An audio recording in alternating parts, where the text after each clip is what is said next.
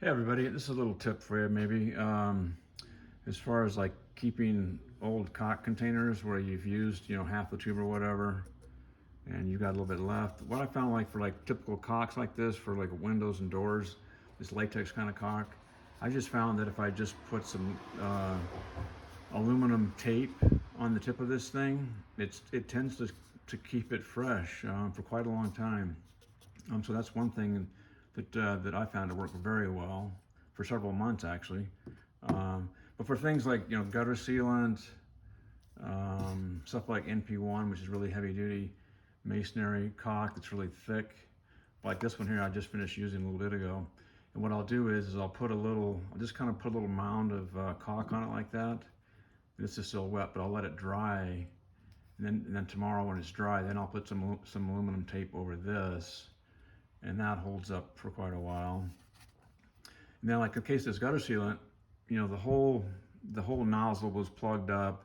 The top of this is all hard and dry. But what you can do oftentimes is take a sharp razor, carefully cut a square hole of whatever size that you need, and take a small trowel tool, and dig whatever you want out. It's great for like gutters, where you're not going to be too finicky about how it looks, but you can use a little tool like this to get it out of there and use it. And then when you're done, just put some aluminum tape over I put a couple layers of tape over the hole here.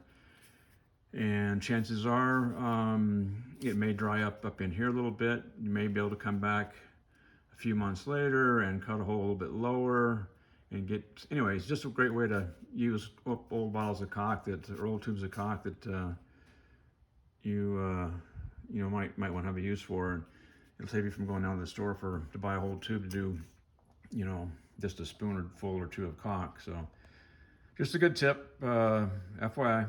Take care.